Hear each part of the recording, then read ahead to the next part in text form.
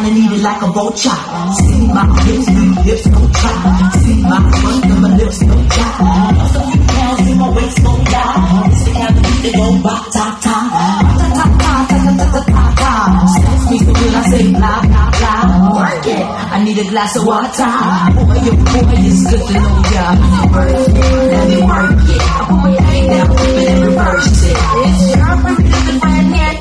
It's your... Nakatakot lang ibabad tong sub kasi 3 ohms sa kabilang channel ko ng tinap. Wala siyang out for 3 ohms eh. Kaya maganda sana naman lang makakuha ko ng isa nito para isi-series ko 6 ohms siya. Get your hair did. Boy, lift it up, let's make a toast stop. Let's get drunk, this gon' bring us closer. Don't I look like a Holly Berry poster? See the Belvedere playing tricks on ya.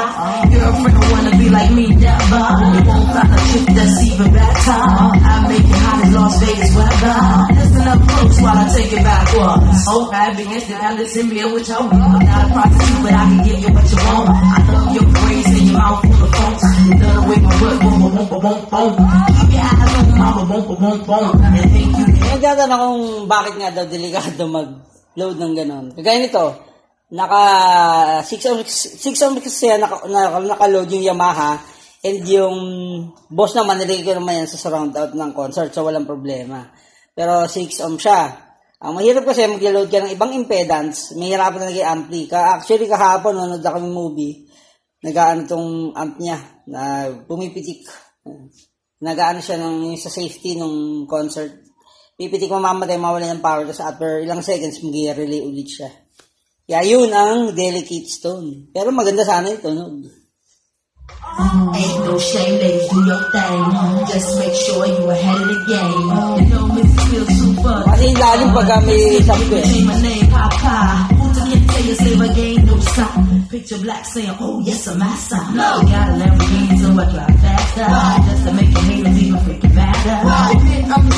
Kasi yun nga kasi nakatap lang doon sa kabilang speaker yan. Hindi talaga advisable. Maganda i-direct ako mamaya doon sa kabila. Sa channel A itong concert.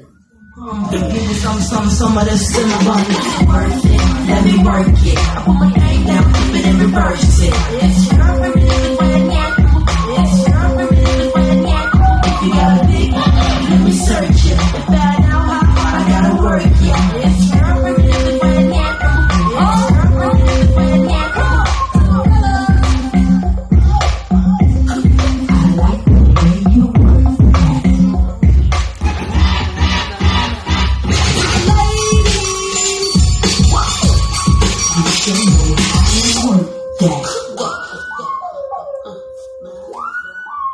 So natanda natin mga bossing, once na nag-load tayo ng impedance sa ating mga amplifier, be sure na kaya ng amp yun. Halimbawa, between 4 to 16 ohms, kaya niyang i-handle, walang problema. Between 3 to etc.